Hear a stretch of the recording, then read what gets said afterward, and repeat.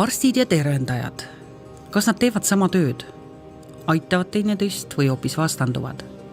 Energiaväljade tunnetamine ja mõjutamine. Kes seda suudab? Kas seda saab õppida? Kas teadsite, et ka maal on energeetilised jõujooned, leiliinid, mis vajavad parandamist? Nagu inimest laastavad haigused, laastavad maad negatiivsed energiad. Meie seas on eriliste võimetega inimesi. Lille Lindmäe on Moskva ekstrasensoorika kooli diplomiga biovälja korrastaja. Sellega hakkas ta tegelema alles 40. eluaastates. Aga alustame algusest. Kas ta on alati näinud biovälju ja suutnud neid mõjutada või on ta selleks saanud? See ongi tänane saade Ekstrasensi lugu inimese mõõtmes. Mina sündisin väga külmal talvepäeval, kui -24 kraadi külma. Ema hakkas sünnitama, isa läks ämmaemandat tooma, elasime Sinimägede ja mere vahepeal Pimestiku külas. Peagi jõudis sõda sinna ja seda sõdagi ma vähe mäletan. Mäletan, kuidas käisid sõdurid meie majas. Maja käis käest kätte venelaste ja sakslaste vahel. Ja sõduritele meeldis mind ikka sülle võtta. Ja mäletan seda, kuidas me läbi sõjatule põgenesime. Hobune, Saan, isa, ema ja 3 väikest last. Loomad lasti metsa lahti. Kõik jäeti maha ja tuldi tulema Lõuna-Eestisse läbi sõjatule. See on meeles. Mäletan ka seda, kuidas kuulid üle pea käisid, aga mäletan ka seda, et hirmu ei olnud, sest isa ja ema olid kõrval. Ja meile lastelegi isa rääkis huvitavaid lugusid, meil oli isaga väga huvitav. Enne und õhtul andis isa matemaatika ülesandeid meile. Et kooli, kui läksime, me oskasime väga hästi arvutada ja lugemine oli täiesti selge. Ema ei lasknud meil kunagi vahtida niisama. Ema ütles ikkagi, et teda õpetati nii, et tüdruk ei tohi kunagi olla tegevuseta, liigutav vitsakest käest, kogu aeg pead midagi tegema. Ja nii ta pani meid ka tegema. Metsad kajasid, kui ema laulis. Nii nagu midagi teha vaja ei olnud, nii ma jälle kuskil nurgas lugesin. Siis ema jälle hõikas. Mine too seale peedilehtis, tuli minna ja teha jälle loomadest hoolt kanda. Et see väljade nägemine on mul juba sündimisest kaasas. Elav värelus on puude ümber, põõsaste ümber. Aga ema ütles, et mis sina seal küll näed, seal ei ole ju midagi. Mina ei saanud aru, kuidas teised ei näe seda. Ja kui kooli läksin, siis puud joonistati ju kõik ilma bioväljata. Ja ma ei saanud sellest aru, aga ma tegin ka nii, nagu teised tegid. Siis lihtsalt ei vaadanud enam ja ei pööranud tähelepanu asjale ja nii see jäi. Muutusin tavaliseks lapseks. Kuigi taju oli võib-olla olemas küll. Näiteks inimeste taju, et mida ta endast kujutab. 5.–7. klassini oli Mihkel Velner ja see õpetaja pööras mulle palju tähelepanu. Tema märkas minus midagi teistsugust kui teistes. Kui ühte ülesannet üleüldse kuidagi on võimalik teisiti lahendada, siis leian esiti selle teise lahenduse ja seejärel lahendan nii, nagu teised lahendavad. Kusjuures kogu klass seda teist lahendust ei leia. Nii oli ta mu emale rääkinud. Et ema paneks tähele, et mul on teistsugune mõtlemine. Käside huvi, tekstiili huvi oli kaasa nagu antud kodust. Ja nii ma läksingi tekstiili õppima. TPI-sse, tekstiili eriala loodi seal ja mina mõtlesin, ma lähen sinna õppima. Seejärel olin arengus 20 aastat kunstitööga juhataja, oma tööd ees sain tekstiilikunstniku kõige kõrgema kategooria. No võt, kätel läks ühel päeval nahk ära, hakkasid vett tilkuma, keha oli puhas, keha peal ei olnud midagi, ainult käed. Ükski arst midagi öelda ei osanud. Käisin haiglates, mitmes haiglas. Abi ei saanud, hullemaks läks. Ja siis ma läksin Gunnar Aarma juurde ja Gunnar Aarma võttis siis luubi ja vaatas mu silma vikerkesta ja ütles, sa oled terve inimene, aga sa tead, missugune tihe puhas väli sul ümber on, sul teeb hakata endal inimesi aitama. Vasak käsi lauba peale, parem käsi kukla taha. Hoia niiviisi inimese pead käte vahel ja sa saad aidata teda, ütles Gunnar Aarma mulle. Ja esimest inimest proovisingi nii ja aitasin teda. Suutsin kohe aidata 5 minutiga. No siis töökaaslased hakkasid abi vajama. Üks tuli ühe hädaga, teine teise hädaga. Ja siis lähen ma ühel hommikul tööle, keeran raadio lahti.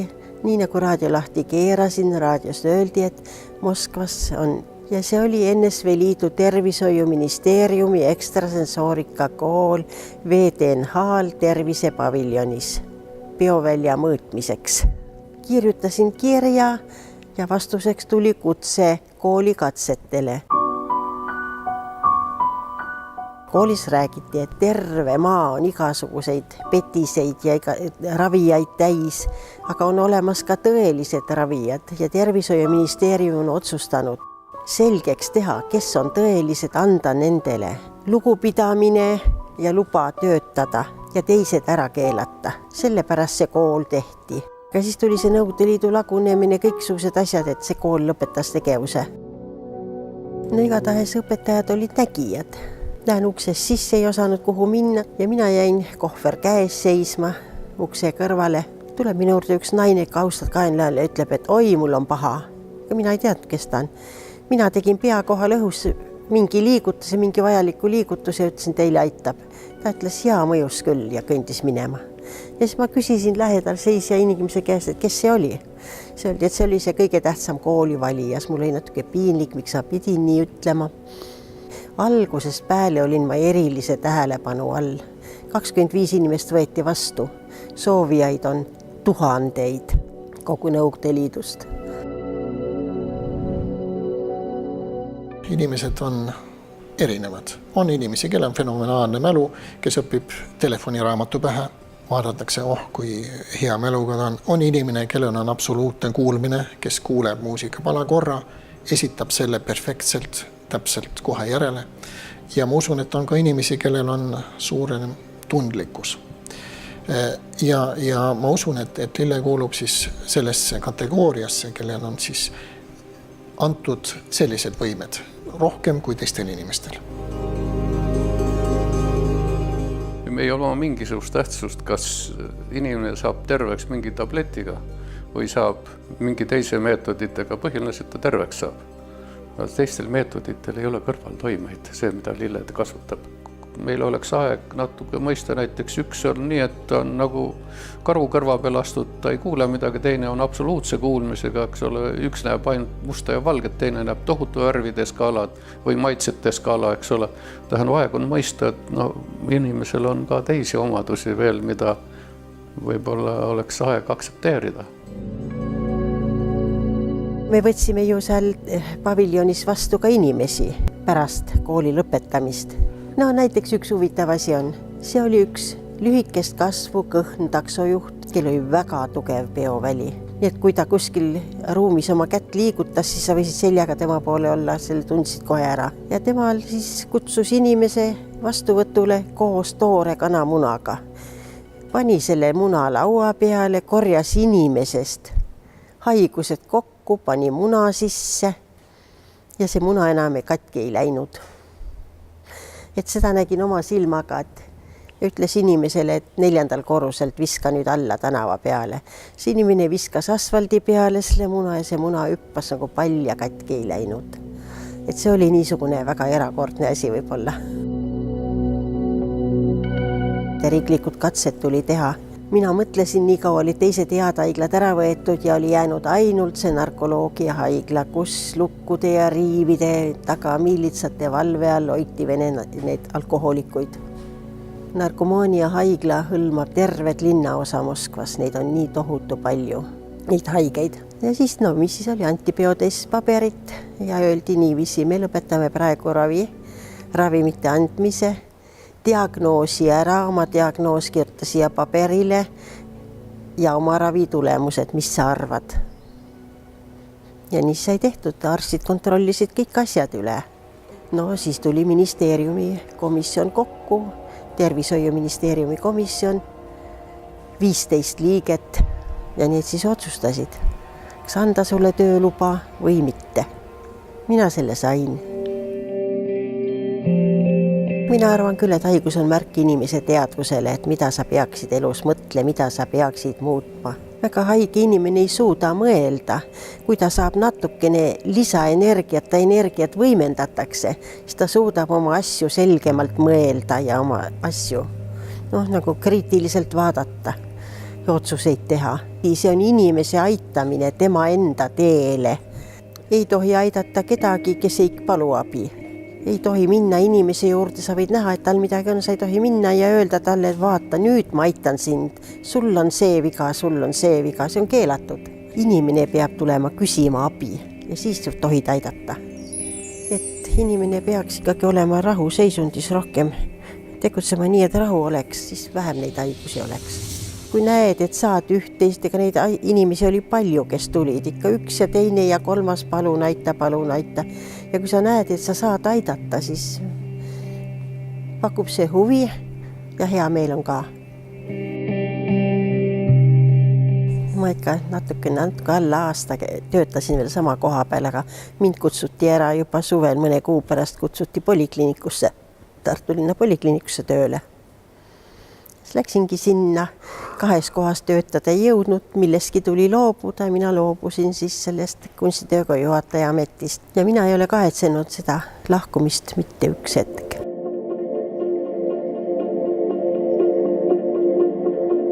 Minuga juhtus nii, et treeningul, ise treener olles lastele harjutust ette näidates käis lihtsalt seljast nagu nõks läbi ja viidi mind siis traumapunkti, enam eriti liigutada ei saanud ja öeldi, et radikuliit ja mingisugust nagu võimalust, kuidas seda tagasi tõmmata või midagi teha ei olnud. Ma olin Maarjamõisa haiglas 2 nädalat sees venituste all, kõiksugused protseduurid, mis kõik muga tehti ja ikkagi nagu paremaks ei läinud. Ja siis viimases hädas ema ütles, et ma tunnen ühte inimest, et las ta tuleb meie juurde proovi pärast lihtsalt.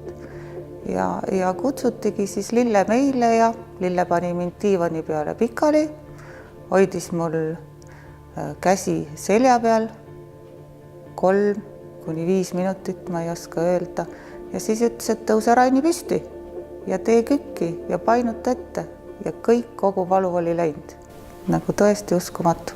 Ja pole hiljem ka tagasi tulnud? Pole hiljem ka tagasi tulnud, aga huvitav oli veel see, et terve osakond oli ju haigeid, kes me seal olime, osasid opereeriti, teistele tehti lihtsalt venitusi, võimlemisi, süste, kõik võimalikke meetodeid. Kogu osakond tahab ju terveks saada.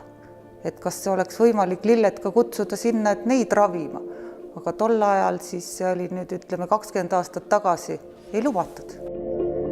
On juhuseid, kus patsient käib ühe arsti juurest teise juurde, rakendatakse erinevaid ravimeetodeid ja efekti pole inimesel. Probleemid jäävad seal juures, midagi nagu olulisi kõrvalekaldeid analüüsides ei tule, kõik justkui on, aga kaebused jäävad. Ja ma usun, et sellisel juhul on kindlasti väga teretulnud, kui on sellised inimesed, kes enamasti või sageli saavad aidata. Ja ega me nii otseselt koos me ei tööta, aga kui satub selline kimbatuses inimene, kes on käinud erinevate spetsialistide juures, on saadetud ka taastusarsti vastuvõtule ja ma näen, et nagu traditsiooniline meditsiin võib nagu nõrgaks jääda, ühesõnaga ei oska nagu aidata. Siis ma olen küsinud, et kas te olete nõus sellega, et kui ma soovitan teile ja kui inimene on nõus, siis ma võtan Lillega ühendust, et vaata, et minul on niisugune hädaline, et kas ta võib tulla ja sedasi. Kui ma läksin polikliinikusse tööle, siis peaarst Sigrid Aru palju kuid kõndis taga, iga muu sõna kontrollis ja siis jättis mu rahule, sest nägi, et ma ei petta ja et ma tõesti suudan asju teha. Niisamuti, kui kutsuti sinna Turu loodusravilasse mind, siis pandi hiinlasest nõeleraviarst, kes töötab ka arstikeskuses, mind kontrollima. Ja siis pärast seda siis hangiti mulle tööluba, nii et ma olin ametlikult tööloaga tööl. 22 aastat olen Soome käinud, väga palju loenguid pidanud. Mina ikkagi välja muutmise teel aitan inimesi ja see on biovälja korrastamine või korrektsioon ja see ei ole ravitsemine. Et see on ka suur vahe. Diplomi peal on see nimi. Professor Helje Kaarma ja Selma Teesalu ju kutsusid mind arstide täiendusõppele loenguid pidama. See oli siis perearstide toitlusalane täiendusõppe, kus olid mul loengud 13 aastat.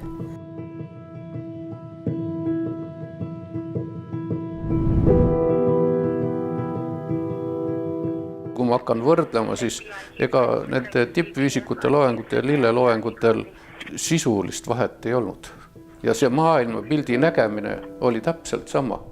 Tähendab, ei olnud mingit vahet, ainult terminoloogia oli teine. Füüsikud panid oma terminid selle asjale ja siis ütleme Idamaad ja Lillel on teine terminoloogia, aga sisulist vahet ei olnud seal väga suurt midagi. Maailma tippteadus, eriti kvantfüüsika, seletab selle väga hästi ära. Ei ole probleem, et tekiks suur vastuolus, sugugi mitte. Aga kaasaegne meditsiin või see allopaatiline meditsiin peab jääma tingimata ja nad on väga kaugel arenenud. Mul oli ülikoolis üks õppejõud, kelle järgi ma olen terve elu jälginud, et armastuses ja meditsiinis on kõik võimalik. Nii et tähendab, seda ei saa kunagi ütelda. See, mis täna ei ole võimalik, võib olla aasta pärast täiesti võimalik. Ma arvan, et näiteks geenimeditsiin ja muud lähevad nii kiirelt edasi, et see praegu on ravimatu, võib olla aasta pärast täiesti väga edukalt ravitav. Minul on arstidega head suhted olnud kogu aeg. Täna siin ikka üks ja teine Eestis saadab mõnda inimest vastuvõtule. Ja miks saadetakse, kui ei suudeta diagnoosida, ei suudeta leida, kus on viga, siis Lille vaata, kus on viga. Mina ütlen, et viga on seal, arst uurib edasi. Ja inimesed saavad abi, sellest on kasu. Eks asi hakkas juba 20 aastat tagasi. Et kuna tema on selle ebatraditsioonilise meditsiini pooldaja, eks meil oli ka kahtlusi ja ei saa ju hüpata vette tundmatus kohas. Ja esimesed patsiendid me talle usaldasime, me ikkagi kontrollisime ise üle, et asi oleks kindel ja me tahtsime veenduda, et kas tal ikka niisugused võimed on olemas. Sellepärast me siis kõigepealt diagnoosisime patsiendid ära, siis laskisime temal diagnoosida ja siis vaatasime, kas läheb kokku või ei lähe. Et nii see oli, jah. Ma saan aru, et läksid siis need diagnoosid kokku? Läksid, jah. Et sellest ka niisugune kindlustunne, et satuvad headesse kätesse. Näiteks, kas või minu oma perekonnast. Minu isa sai insulti ja päris niisugune tõsine ajukahjustus oli, neelamisäire tekkis. Ja ta oli haiglas ja siis ma küsisin raviarsti käest, et kas ta lubab, et tahaks nagu oma isale ikka parimat. Ja raviarst ütles, et ta ei näe probleemi, et palun. Ja siis me palusime Lille sinna ja Lille tegi omad diagnostika, pani oma käed peale ja järgmisel päeval võis sondi välja tõmmata ja ta ise hakkas neelama iseseisvalt. Kui on midagi päris katki, siis ta kindlasti ei saa aidata. Aga kui on niisugused, nagu ma ennegi ütlesin, niisugused funktsioonihäired, siis ma usun, et paljuski võib taolistest inimestest kasu olla. Tähendab, mina oma töödes olen keskendunud just kvantitatiivsetele uuringutele, kus on konkreetselt saadakse uuringu materjal, saadakse konkreetsetes sentimeetrites ja sekundites ja konkreetsetes numbrites, mida pärast siis statistiliselt töödeldakse ja saadakse teaduspõhised tulemused. Aga ma tahakski öelda, et meie teadlastena ei tohiks nagu pead liiva alla peita selles mõttes, et see ei ole nagu meie teema või kuidagi, et tegelikult see eksisteerib, need energiad liiguvad, need tervendamised toimuvad ju väljaspool seda, kas me seda tahaksime või ei taha või kas me seda oskame veel teaduslikult põhjendada või ei oska. Et nagu see on see mõte, et teadlased peaksid siin appi tulema. Hakkasin loenguid pidama ja leidsin, et rääkijaid on väga palju. Kõik räägivad, mida nad korda saavad, aga et neid asju tuleb tegelikult näidata. Ja kuna võimalus Eestis oli olemas, meil oli Heldur Aldre, kes koos Kirlianiga väga hea aparaati ehitas, ma ütleks maailma parima. Siis hakkasin näitama, missugune on minu sõrmeotsa bioväli, mis toimub seansside ajal, missugune on inimese väli, kui ta tuleb. Seda sai sõrmeotsast ainult neid pilte teha. Missuguse väljaga ta tuleb, mis toimub seanssi ajal, kuidas väli üle kandub, kuidas patsiendi väli täitub, millisena ta lahkub. Nende piltidega olen ma käinud paljudel konverentsidel, küll Moskvas, küll mujal maailmas. Heldur Aldre tegi minu seanssidest pilte. Nõukogude Liidu teadlastest abielupaar Kirlianid taasavastasid 1939. aastal, et kõrgsagedusväljas helenduvaid objekte on võimalik pildistada. Kirliani efekt on fotoelektriline meetod, mis võimaldab registreerida inimese sõrmede helendust ehk aura kaaslahendust. Pildi saamiseks juhitakse sõrmedele kõrgsageduslik elektriväli, mida samal ajal pildistatakse ja salvestatakse tänapäeval juba arvutisse. Kirliani fotodelt võime näha inimese psüühilist eripära ja terviseolukorda. Et seal oli siis üks pilt, kus haige psühhiaater, täiesti tumeda väljaga psühhiaater, laps patsiendil hakkab välja neelama. Ja nii mina leiangi, et igal arstil peaks olema ukse peal oma sõrmest biovälja pilt, et näha, kelle juurde ma lähen. Loodusseadus on, et alati hakkab tugevamalt väli voolama nõrgemasse inimesse. Ja kui näiteks praegu on väga moes need igasugused kallistamised, iga samm ja igal pool, see on energiate ühtlustamine, kui ka teine inimene on hetkel tugevama energiaga, kuid ta ei ole väga tugeva energiaga, siis need energiat lihtsalt ühtlustuvad.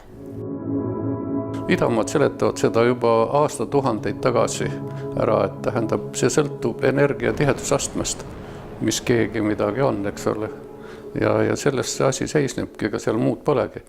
Mind huvitas esialgu see, et kui tuli elektronmikroskoop, siis ma ei osanud kuidagi leida sellele seletust. Ma ei saanud aru, et kuidas on võimalik siuke asi üldse. Ja siis sai Lille Lindmaga räägitud ja tema viis mind esimest korda siukse nagu sügavamale selles asjas, et igal asjal on kaks omadust. Üks on mateeria ja teine on energia. Või nii nagu elektronmikroskoobi puhul avastati, et elektronil on kahesugused omadused. Ühelt poolt on siis mateeria omadused ja teiselt poolt on laine omadused. See tähendab, ümberpandes on mateeria ja energia. Ja tänu sellele need kaks teadlast, Davison ja Kermer, tegidki selle elektronmikroskoobi. Pärast see Davison sai Nobeli preemia veel. Nii et tähendab, ma sain sealt selle esimese arusaama sellest, kui Lille seletas mulle, et need on kaks asja, mis käivad maailmaga kaasast, see duaalsus. Et energia ja mateeriad, nende vahel ei ole mingit vastuolu ja teadlased kasutavad seda väga hästi praegu. Kõik sõltub sellest tasemest, kus maale me suudame mõista. Tähendab, lõpuks see mateeria on ka sisuliselt energia. Tähendab, mingit vahet ei ole. Kui me sellest aru saame, siis võib siin maailmas väga palju muutuda. Või kui te võtate Liptoni, need raamatud, kus bioloogia ja uskumused, eks ole, seal on väga hästi ära seletatud see asi. Tähendab, lõpuks jõuab ka meditsiin tema arusaamise järgi. On ilma tablettideta meditsiin. Et seda on võimalik viia nii kaugele tasemele, et ei pea üldse tabletti andma. Teine asi on selles, et kui räägitakse selle teaduspõhisest meditsiinist, siis kuna ma olen ka nõelraviarst, siis näiteks Hiinas on ütleme, teadusuuringute kohta on väga suured raamatud olemas, kus submolekulaarsel tasemel selgitakse ära, mis juhtub organismis siis, kui nõel panna teatud kindlasse punkti. See ei ole mitte niisama, vaid submolekulaarsel tasemel näidatakse ära, mis juhtub. Nii et see on sama teaduspõhine meditsiin kui meie meditsiin siin. Ma lasksin teha aju pildi, kuidas toimib minu aju. Mati Ollila tegi pildi. Ollila on ka 40 aastat teinud pilte. Avastas, et minu päevateadvusega koos töötab väga tugevalt delta-laine. Delta-laine ajust tavaliselt on tugev süvaunes ja koomaseisundis. Aga minul on see vahet pidamata pidevalt tugev ja siis see ajutöö annab mingisuguseid võimalusi, teistsuguseid, kui on teistel inimestel. Madi Ollila teab ekstrasensoorseid punkte ajus ja tema teeb ainult 5 sellest punktist. Pildid näitavad, et maksimaalselt töötavad mu ajus kõik lained. Beeta töötab tavateadvusel. Alfalaine tugevneb juba siis, kui silmad kinni paneme. Teetalainele võngutavad ennast šamaanid ja saavad teateid sealt. Deltalaine on siis see süvateadvuse või alateadvuse laine nii-öelda, mis tekitab võimalusi saada ekstrasensoorseid elamusi, ühendust universumiga näiteks. Aga ma tean, mul ühe kolleegi laps oli niimoodi, et ta pidi sõitma välismaale ja ta oli nii tugevates seljavaludes, et ta ei olnud võimeline voodist tõusma. 2 päevaga oli ta püsti ja sõitis. See oli illeteene. Tähendab, näiteks Inglismaal on üks väga kuulus ravitseja, kes siis teeb koostööd Inglise kuningliku meditsiiniakadeemiaga. Ja nemad uurivad, et mis asi see lõpuks siiski on. Ja teadus on praegu ikka nii kaugele jõudnud, et nad saavad täiesti näidata nii et tõendusmaterjalina, et mis ta tegelikult ikkagi teeb siis. Lille Lindmäe on esinenud erinevatel rahvusvahelistel teaduskonverentsidel, kus teemadeks on olnud bioväljad, ajuuuringud ja muu ekstrasensoorikasse puutuv. Ta on kirjutanud 2 raamatut, kus on ära toodud ka teadusuuringud. Mahtin kätte Lille Lindmäe raamatu ja ta pakkus mu huvi ja mõtlesin, et selle inimesega tahan ma kindlasti kokku saada. Aga näete, midagi juhuslikku elust ei ole. Meid 15 viidi kokku ja meil tegis kohe esimesel kohtumisel selline vaimne ja energeetiline klapp. Siis Lille tuli sellise mõtte peale, et kui prooviks. Ja see läks meil väga hästi korda.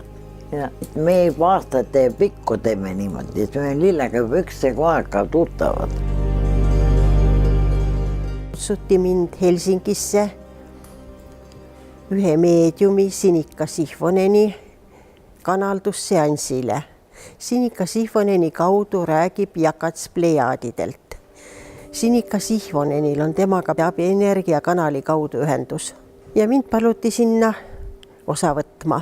Koos istus 30 inimest ja Jakats hakkas inimestele teateid jagama. 29 inimesele tulid teated tervisest, suhetest. Järsku seisis siis minu ees see Sinikka Sihvonen, Jakats hakkas rääkima. Energia voolab sul vabalt, tervis on sul hea. Galaktika nõukogu poolt on sind kaasatud maa asjadesse. Kui sulle tuleb kuskilt teade, siis sul tuleb minna ja seda teha. Keelduda sa ei saa. Ja siis sellest ajast peale on tulnud muidugi neid igasuguseid teateid.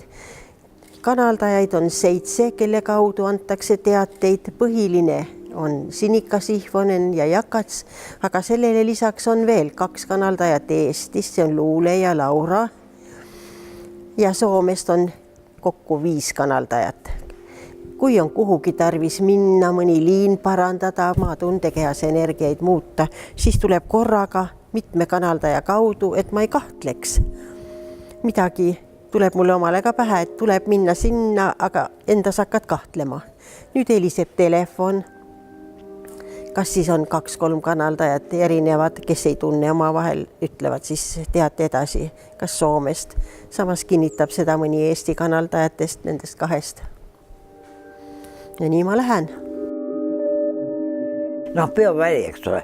Mõtteenergia on tugevama tuumaenergia ja kui meil on ikka kontakt ja peale Lille ma kellega selliseid asju ei tee, selliseid ei tee, ainult Lillega. Miks on siis vaja sellisele erakordsele inimesele veel kanaldajad, et miks tema otseselt informatsiooni väljast ei saa? Igalühel on oma rida, eks ole. Tema parandab leiooni, see on tohutu energiakulu. Aga asi on selle, et alati meil ka vaja mingit teejuhti. Ja minul on see, eks ole, ja minu tema saab siis selle informatsiooni, mida tal hetkel vaja on, eks ole. Jakats on see, kes saadab sõnumeid. Jakats on pärit plejaadidelt.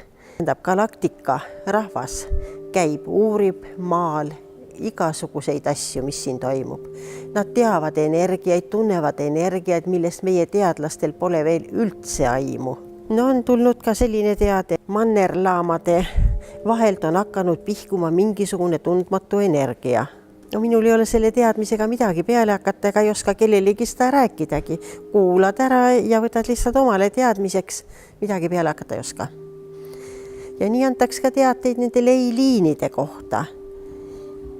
Inimestel on ümber bioväli, seal on tundekeha, emotsionaalne keha ja nii edasi, aga niisama on ka maakera ümber, maa on elusolend. Ja inimeste tunded ladestuvad maaenergia tundekehasse. Maa biovälja tundekehasse, ütleks nii. Siis öeldudki, et neid ei huvita miski muu kui ainult kas siis teatud inimeste tundekehad või maa tundekeha. Muu asi neid ei huvita, et tundekeha kaudu hävitatakse neid leiliine. Leiliinide kohta öeldi nii, et leiliinid on mitmekihilised energiate sõiduteed. Seal kosmiline valgus nendel liinidel liigub, et see toetab inimeste ja kogu maa, looduse ja elu teadvust. Et inimesed, kes rohkem arenevad, neil on võimalus rohkem saada energiat leiliinidest. Väga nõrga viletsa energiaga ei küündi saama. Leiliinid on maa energeetilised jõujooned, kus voolab elu toetav maajõud. Need taasavastas 1921. aastal Alfred Watkins, Briti amatöörarheoloog, antikvaar ja ärimees. Liinid kulgevad mägede, pühade paikade, püramiidide, allikate, kultuskivide ja muude taoliste kohtade kaudu. Nii näiteks ehitati ka kõik vanad kirikud teadlikult energiarikastele leiliinidele. Leiliini katkestab negatiivne psüühiline energia, sõjad, röövimised, inimeste piinamised, tapmised, katastroofid ja nii edasi. Leiliini ehitamist alustatakse alati inimese tasandilt. Loodus ja kosmos jätkavad ja lõpetavad selle töö. Et on teadjaid olnud ajast aega, on nende nägijaid, neid on väga vähe, kes neid näevad ja tunnetavad neid, kuid siiski nad on olnud olemas. Ja need teadmised on olnud salajased. On olnud salajased kaardid rüütlite ordudel, kõrgetel kirikujuhtidel ja võib-olla veel mõningatel salajastel organisatsioonidel. No meil Vene ajal oli see asi kõik keelatud. KGB tegeles sellega, Stalin tegeles sellega. Hitler tegeles sellega, suur huvi oli selle vastu, sest teati, et need, kes teavad leiliine ja leiliinide ristumiskohti, need võivad saavutada ülemvõimu teiste inimeste üle. Teistele oli see keelatud, ainult teatud ringkonnad neid asju uurisid, teadsid. Nende järgi on ehitatud linnad maa peal. Linnad ei ole kujunenud kaubandusteede järgi, vaid hoopiski leiliinide järgi. Et kui me näiteks paneme joonlaua Bristolist Volgogradini kaardile, siis sellele liinile jääb London, Amsterdam, Berliin, Varssavi, Volgograd. Et maa kumeruse tõttu võib-olla natukene mõni jääb selle kõrvale, liini kõrvale, kuid see ei loe midagi, sest see liin on niivõrd võimsa energiaga ja laia mõju alaga, et need linnad kõik on sellest samast liinist mõjutatud. Ja näiteks Oulu, Helsingi, Tallinn, Ateena, Johannesburg, need on ka ühe liini linnad. Et liin läheb otsejoones ümber maakera. Neid liine on palju. Ja nad on erineva suurusega, osa liini on väga suured liinid, teine osa on väiksemad. Liinid hargnevad nii nagu inimesel veresooned hargnevad, kuni juusveresoonteni välja. Seda on ju väga palju oma leijoontega korda saatnud. Ta on väga palju nagu puhastanud seda energiat ja ka meil Eestis muide. Ja see on tulemusi andnud. Ja ta saadetakse ju läbi selle kanaldamise saati, ta ütles, et see paikatakse küll Moskvasse, küll Ukrainasse, Gomelisse, Ossosse ja ka kunagi ammu seda araabimaadesse, eks ole. No ta on maaninud pensis, see on temale väga niisugune püsiklient ja ta võiks selle kohta üks öelda, et ta on ju tõesti väga globaalne inimene, need leijooned ja see on ikka, ega muidu, ta oli 1/8, keda kutsuti Indiasse, eks ole. Ma ütleks selle kongressil minu esinemise tulemus on see, et mind palutakse appi India vaimsete energiate puhastamisel. Räägiti ka, et valitsus on võtnud vastu Indias otsuse eraldada suured rahad jõgede füüsilisele puhastamisele. Minul palutakse tegeleda näiteks jõgede vaimse energia puhastamisega. Paluti erilist tähelepanu pöörata nende ülipüha Kangese jõe vaimsetele energiatele. No see on nii suur ja raske töö, ma palusin mõtlemisaega. Ma ei oska midagi öelda, kas ma lähen tegema või ei lähe, kes näeb. Siis Jakatsa räägib mulle niiviisi, ära raiska oma energiat üksikute inimeste ravimiseks.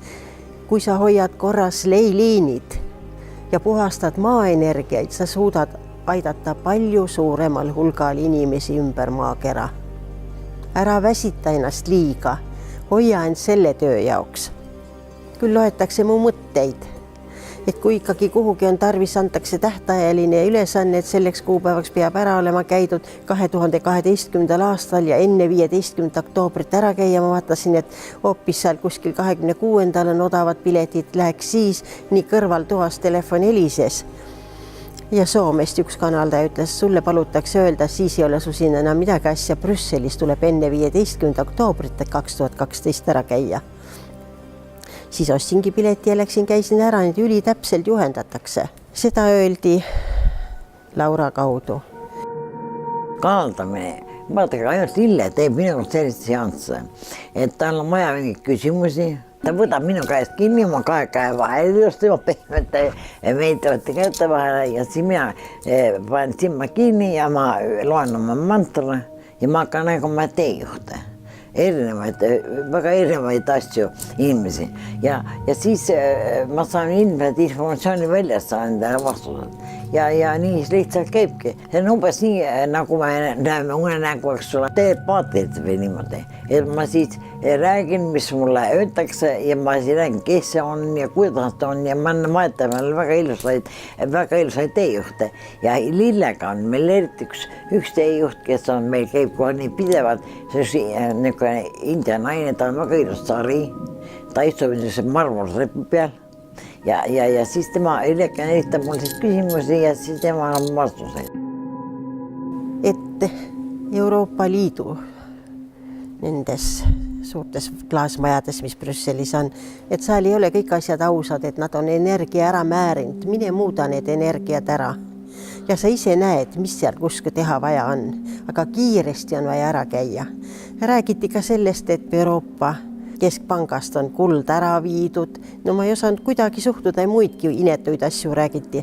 Ei osanud kuidagi suhtuda, on see nii või ei ole, aga aasta hiljem tuli ju. Akadeemik Lippmaa kirjutas just nendest asjadest Ekspressis aasta hiljem, et tõepoolest on Euroopa kuld ära viidud millegi pärast Ameerikasse. Läksin ja tegin siis, aga kõige raskem oli seal muuta energiaid Justiitspalees. Seal olid must energia, väga tume võimas energia. Nägin palju vaeva enne, kui selle sain muutuma. Aga ära siiski tegin selle asja. See on emotsionaalne energia, seal on toimunud selliseid asju, mis ei ole ausad. Võib-olla on seal tapetud, võib-olla on välja pressitud valesüüdistusi, ma ei oska öelda, mis seal toimunud on, aga energia oli kohutav. 1/3 kõige hirmsamast paigast oli Brüsseli Justiitspalee. Ükskõik siis, mis kohast, et mine siis sinna Venemaale ja sul on vaja seal liinid ära parandada ja energiat ära muuta. See oli siis jaanuari lõpus 2012. Sõitsin Pihkvasse. Enne trükkisin välja kaarti ja katsusin, ma tunnen kaarti pealt ära oma käega, kus kohas on katkend liinid.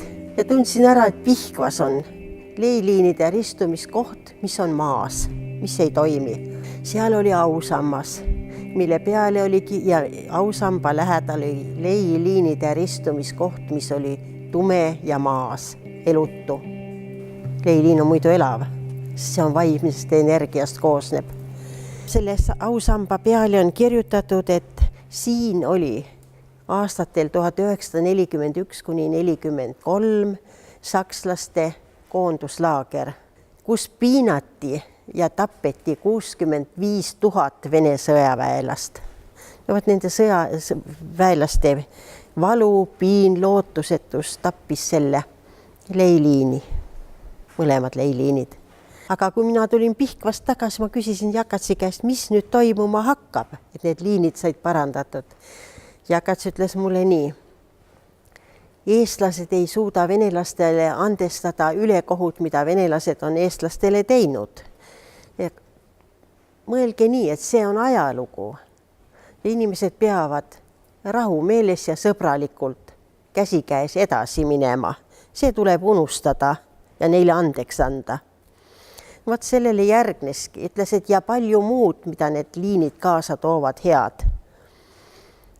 Ja toimuski, Kuperjanovi rühmale tulid Pihkva sõdurid külla ja siis toimus vastu külaskäik. Ja lehed kirjutasid ja mina rõõmustasin, et leiliinid toimivad. Üks leiliin, mis on meil Kuremaa kloosteri juures, kus leiliinile järgnenud vesi või see allikas seal. See vesi on tõesti püha vesi ja inimesed teavad seda, kaugelt tulevad vett võtma, sealt viivad koju kaasa. Et üks selline koht on. Neid liine on siin Eestis muidki ja rohkesti.